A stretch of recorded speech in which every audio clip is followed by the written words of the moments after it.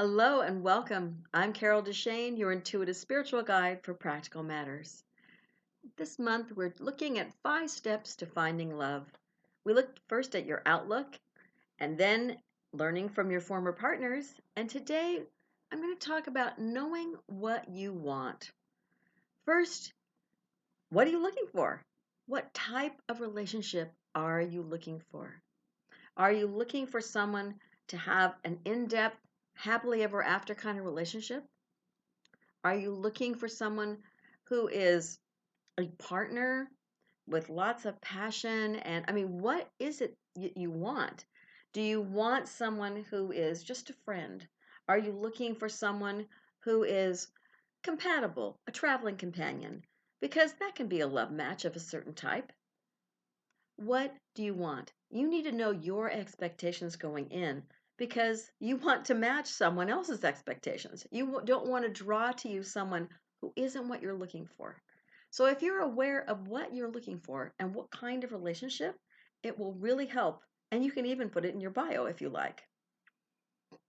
And you also might want to go on different types of online dating apps if you know what you want, because some of them are more for one type of thing, sex related, and others are for other types of things. So pay attention to it.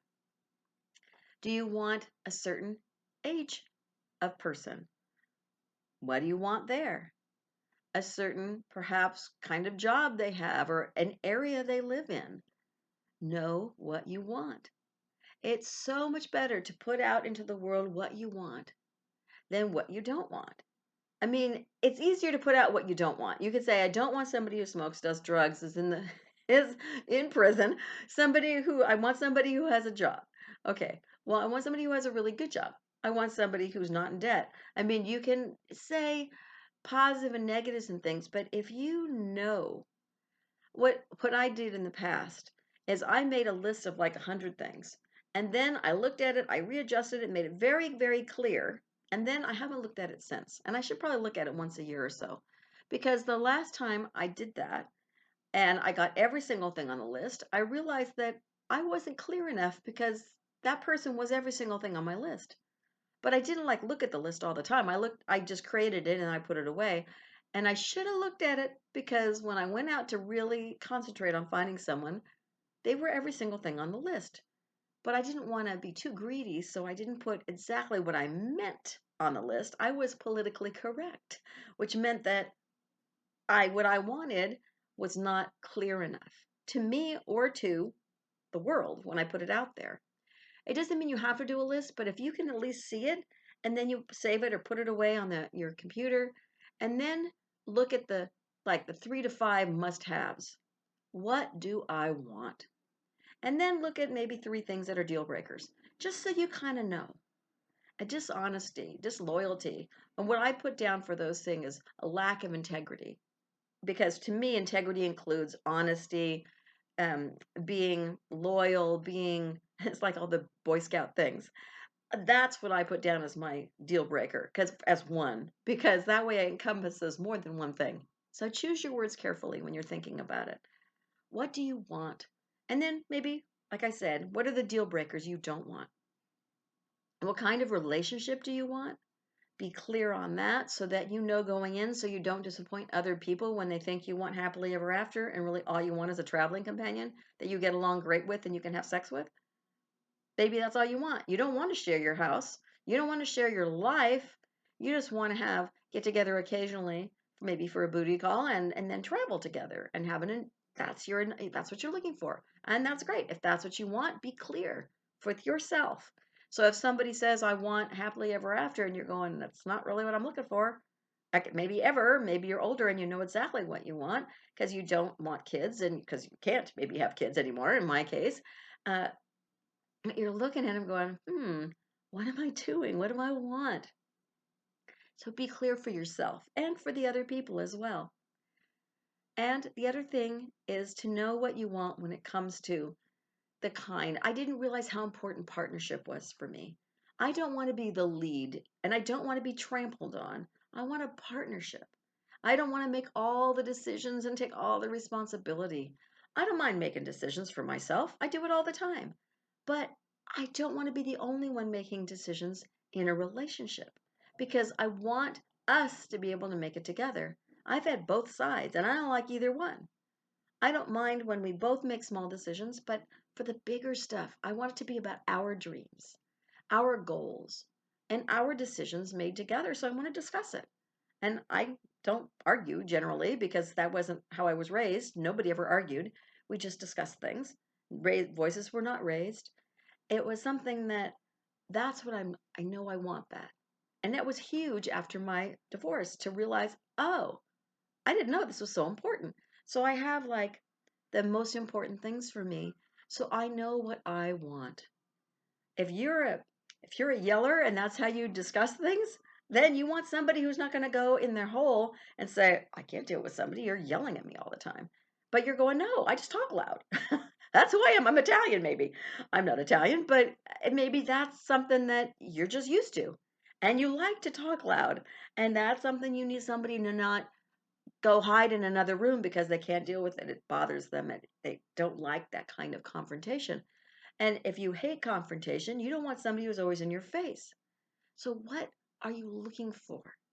You know from looking at your past partners what worked and what didn't. If you've listened to my last video, and if you didn't, please go back and listen to it. It's a really important step to take to learn from your parents, to learn from your own partners, and if you can, those around you, what works and what doesn't in your estimation, and what are you looking for?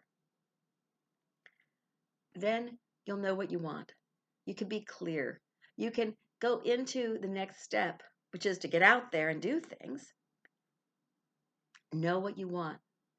It can be clear on your bio if you're doing a social media. It can be clear in your head, so you're putting it out to the universe.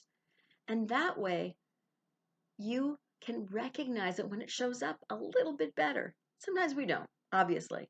Some people seem like they're God's gift and we're going, yay, this is what I'm looking for. And we don't see the red flags. And other times we don't recognize the person because they come in a slightly different package than what we think. It doesn't have to be the perfect person looking the perfect way, but you do need to know basically what you're looking for in the relationship, as in what type of relationship, versus in that person, in their attitudes and their goals and their plans. If they're at the time in their life when they're retired and they want to go traveling all the time, and you're going, I need to work full time. Unless you got millions of dollars, maybe billions of dollars, I need to work. And you want to work another 5 years because either you love your job or you have a business and you need to be on site for things. And rather than working remotely, you may not want someone who's free, and they may not want you because they're thinking, no, I'm at a different time in my life than you. So you want someone that matches up. So know what you want in the other person, in yourself, but don't require that 100 different things are there with the other person. Don't require that list I mentioned earlier, every single thing be absolutely perfect on the list. But know your must haves, know your deal breakers, know what you want so you recognize it when you get it. But don't be so rigid that other than the deal breakers, which are deal breakers, things like, I can't deal with a smoker because the smell makes me nauseous. I'm not going to date a smoker. So, I mean, past smoker, maybe.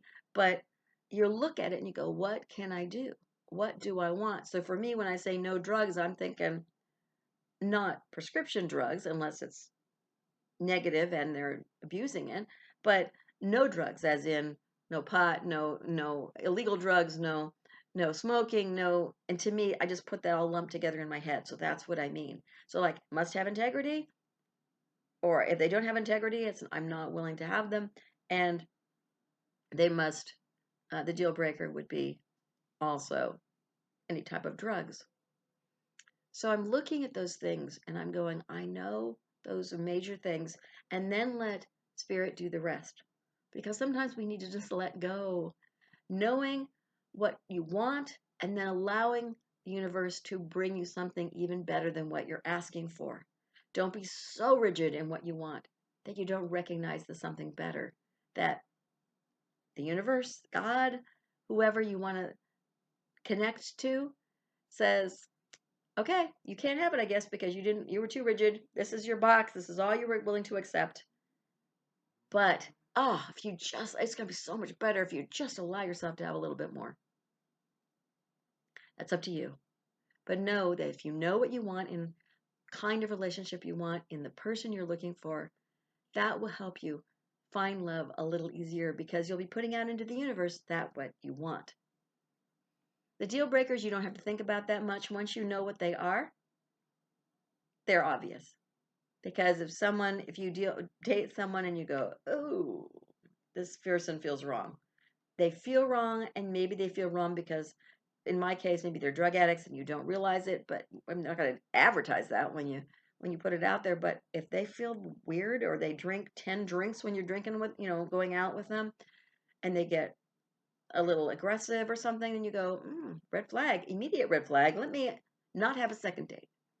So know what you want. Next time, we're going to be talking about getting out there and social media. And I do have a bunch of older YouTubes on dating and exactly what to do. So this one's not going to be covering everything, but it's going to be called Get Out There and Date. Until next week, thank you for joining me. If you'd like to subscribe to my YouTube channel, by all means do so. And I would love to have you as part of the family. You can also check out my podcast, Connect to Joy, which will be below the video, the information, and you can find it on almost any podcast channel as well as on my website, which is also called Connect to Joy. That's connect2joy.com. You'll find information on life coaching, on Marconics multidimensional energies and energy space clearing there as well. And you can contact me individually for any kind of past life readings or intuitive readings. Until next week, please know that you deserve to have love. You deserve and you're worthy of it. You just have to realize it yourself and allow yourself to have the best that you can have.